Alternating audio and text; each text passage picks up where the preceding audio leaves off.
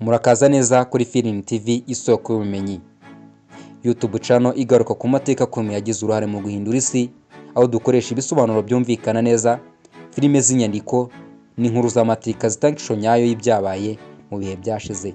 Hano kuri Film TV isoko y'ubumenyi tugaruka ku bihugu n'umuco bya kera, abayobozi bakomeye, intambara, impinduramatwara n'umurage w'umuco. Intego yacu kuri Film TV isoko y'ubumenyi ni ukwigisha, ni ukwiga, ni ukumenyesha ndetse no gutera imbaraga abanyeshuri n'abantu b'ingeri zose twifashishije amateka. Ashobora ko urwambere rukurikiranye Film TV, turagusaba ko wakanda subscribe kuri YouTube channel kugira ngo tuze kubana ndetse n'ibiganiro dukoze bizajya bikugeraho aho uri hose.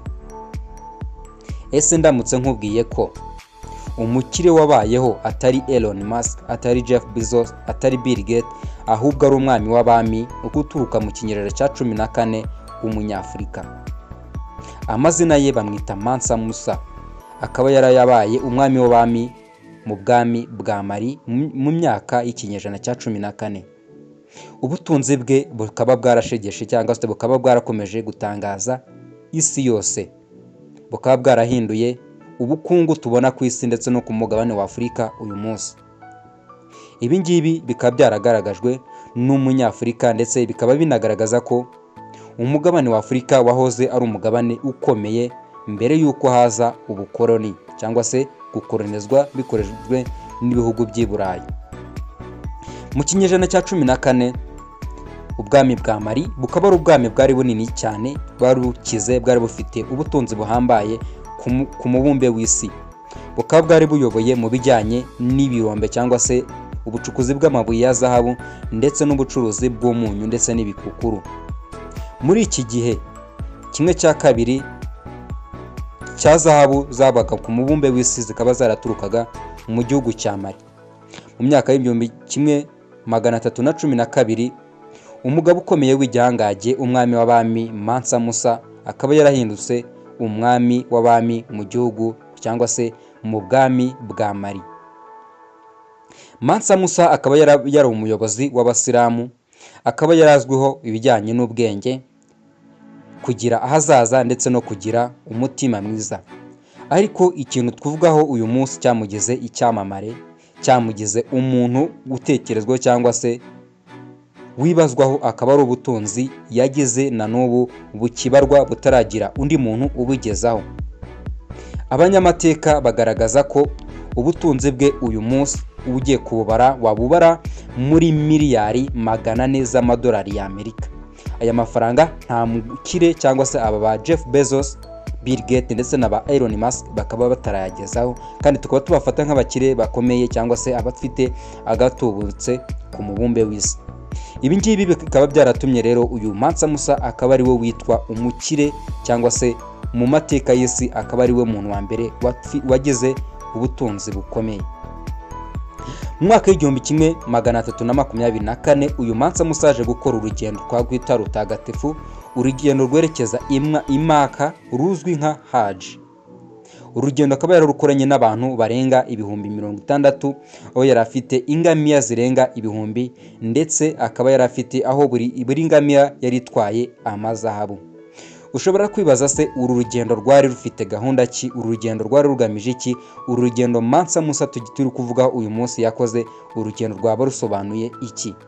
Uru rugendo Mansa Musa uyu mwami w'abami wo mu bwami bwa Mali bwari bukomeye, akaba yaraje gukora urugendo mu mwaka wa 1324. Urugendo rukaba rwari rufite intego zigera muri 5. Intego ya mbere ikaba yari ijyanye n'iyobokamana. Intego ya kabiri ikaba yari ijyanye na politiki. Intego ya gatatu ikaba yari ijyanye n'ubukungu. Intego ya kane ikaba yari ijyanye n'umuco ndetse n'ubwenge. Intego ya gatanu ikaba yari ijyanye n'ubuhangaje cyangwa se no kugaragaza ko ari we muntu ukomeye. Ndaza kugusobanura icyo yaragamije. Murabizi ko mu dini rya Islam cyangwa se abemera ko umwami umukiza wabo ari Muhammad, aba bemera ko urugendo rwabo rutagatifu cyangwa se urugendo rwiza cyangwa se urugendo rwemewe buri musilamu wese aba agomba gukora kugira ngo yemeze amahame ko yujuje, aba agomba gukora urugendo rweherekeza i Maka ndetse na Madina. Uyu Mansa Musa rero akaba yarakoze uru rugendo agamije kuzuza inshingano z'umusilamu, aho yerekeje ahitwa i Maka kugira ngo uru rugendo nawe yitwe nk'uwarukoze cyangwa se yitwe umusilamu nyawe. Ikindi Mansa Musa akaba yarashakaga kubaha Imana cyangwa se Allah muri urwo rugendo yakoze, aho ngaha akaba ari kwiyobokamana. Ikindi cya kabiri rero Mansa Musa yakoze kijyanye na politike mu bijyanye n'uru rugendo yakoze, akaba ari urugendo rwari kugaragaza ko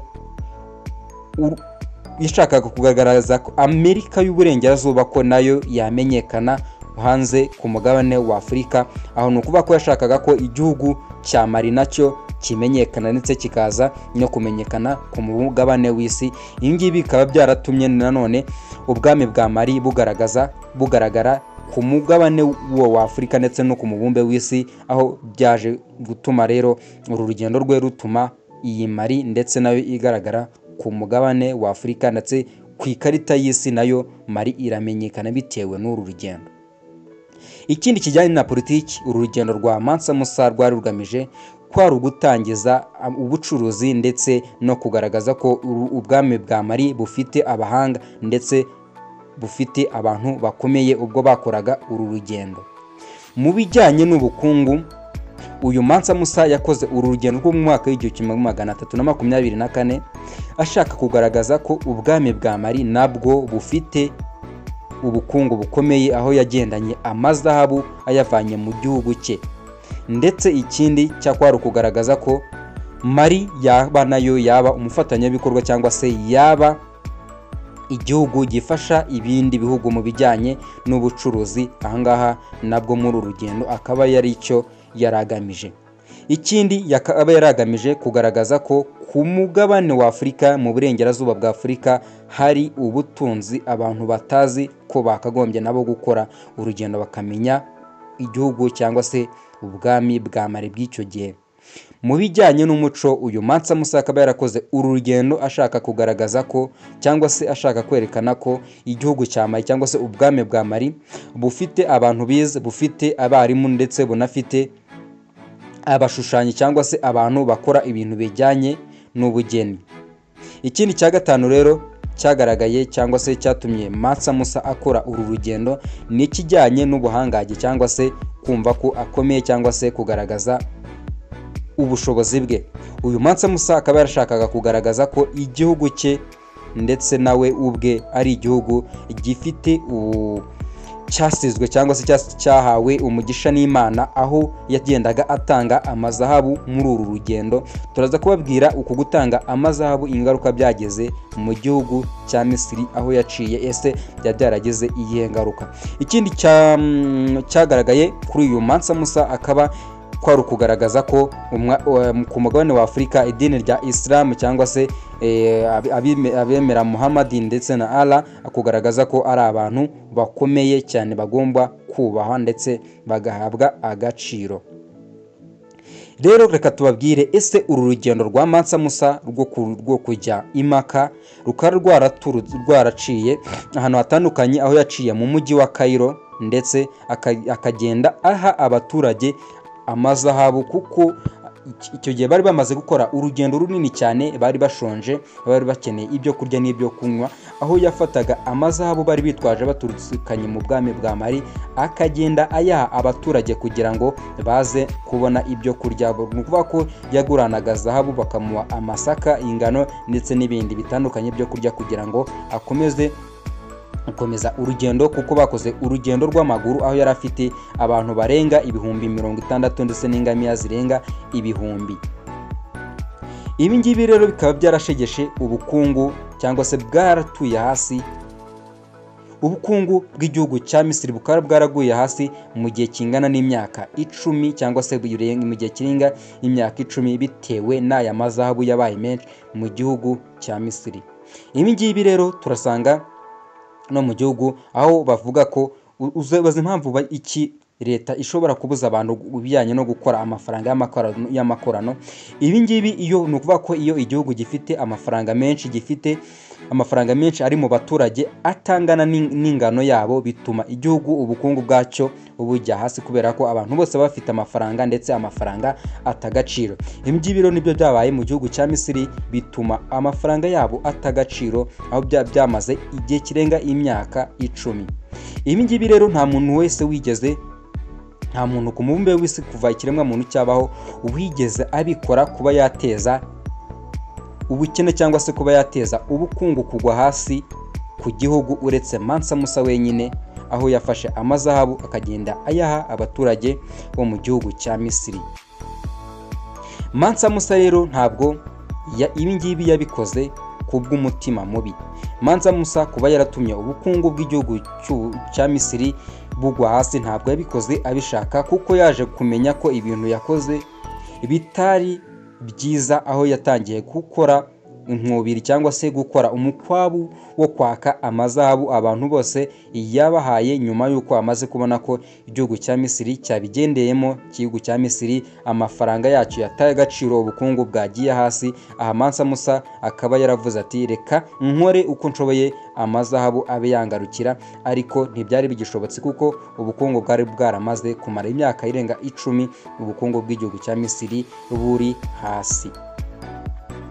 Kuri iki ngiki rero turababwira ko ikindi uyu mugabo Mansa Musa kiranga ubuzima bwe, akaba ari umugabo wari ukomeye cyane mu bintu bijyanye n'ubukungu ndetse mu bintu bijyanye n'ubwenge, aho uyu Mansa Musa yakoze cyangwa se ubu bwenge bwe ndetse n'ubukungu byafashije igihugu cya Mali cyangwa se ubwami bwa Mali mu bijyanye n'umurezi, aho mu mujyi wa Timbuktu ndetse aha ngaha usanga harabaye igicumbi cya siyanse, igicumbi cy'ubukamana, igicumbi cy'ubuvanganzo ndetse no kwiga, aho muri iki gihugu habaye university atandukanye, imisigiti itandukanye, mu gihe usangaga mu gihugu iki ngiki cya Mali cyangwa se mu bwami bwa Mali, mu bwami bw'abami, aho wasangaga abaturage biga bitandukanye no ku mugabane w'i Burayi, aho abantu batari bagatangiye kwiga benshi, ariko mu gihugu cyangwa se mu bwami bwa Mali hakaba hari abatangiye kwiga cyane.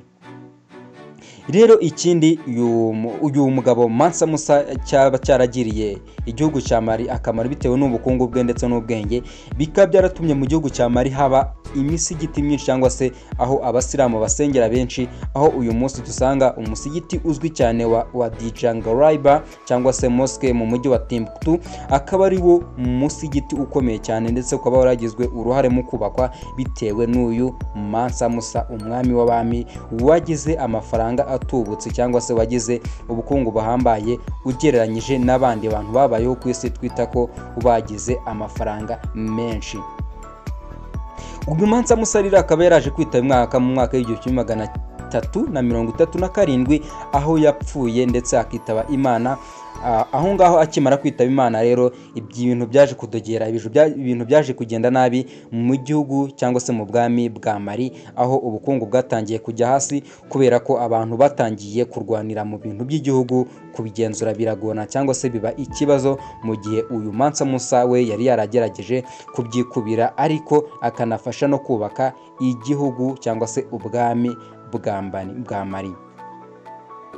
Ibi ngibi rero mu mwaka w'1375 bikaba byaratumye ubwami bwa Mali bumenyekana cyangwa se bukagira agaciro, aho bwaje kugaragara ku mubumbe w'isi cyangwa se ku karita y'isi, aho bwaje kugaragazwa nk'aho ari igicumbi cy'amazahabu ndetse n'ubucuruzi bw'umunyu hano mu gihugu cya Mali cyangwa se mu bwami bw'abami bwa Mali. Iki gihe bwahise bumenyekana bitewe n'uyu mugabo Mansa Musa ndetse na zahabu yo muri ubu bwami bw'abami bwa Misiri. Ibingibi bwa Mali, ibingibi rero bikaba byaratumye ubwami bwa Mali bukomeza kuba igicumbi cya zahabu, ndetse bigaragaza ko ubwami bwa Mali bugaragaza ko Afurika ari ikintu gikomeye cyangwa se ari ikintu gifite ubutunzi buhambaye bitewe n'ubu bwami bwa Mali. Uyu Mansa Musa rero inkuru ye iratwibutsa ko Afurika akaba yarahoze ari igihugu cyangwa se ari umwe mu migabane ikomeye hano ku mubumbe w'isi, ifite ubukungu, ikagira umuco, ubwenge ndetse n'abaturage bakorera hamwe. Ibi ngibi bikaba byaraje kugaragazwa n'ubu bwami bwa Mali bwari buyobowe n'umwami w'abami Mansa Musa mbere y'uko abakoloni baza ku mugabane wa Afurika. Ibi ngibi bikaba bigaragaza ko umugabane wa Afurika wahoze ari umugabane ukomeye wihagije muri zahabu, mu muco, mu bwenge ndetse no mu mikoranire hagati y'abaturage. Niba ari ubwa mbere rero warudukurikiye, niba wishimiye ikiganiro twakugejejeho, niba wakunze ibyo twakugejejeho, amateka ajyanye n'uyu mwami w'abami Mansa Musa, ubwami bw'abami bwa Mali wabayeho mu mwaka w'ikinyejana cya 14, turagusaba ko wakanda subscribe ndetse ukaza gutanga igitekerezo icyo wumva twazakubwiraho mu kiganiro kizakurikira. Ese wabyumvise ute? Ese kuri wowe ubwawe urumva ari ikihe kintu gishobora gutuma ubukungu bushobora kuba bwasubira inyuma bitewe n'ibikorwa by'umuntu runaka? Ese wumva mu kiganiro tuzakurikizaho twazakugezaho ni ayahe makuru ushaka kumenya, ni ayahe mateka ufitiye amatsiko yo kumenya? Byandike muri komenti, tuzabikubwira hano kuri Feeling TV, isoko y'ubumenyi. Mwe mwakanze subscribe, turabashimiye. Ciao.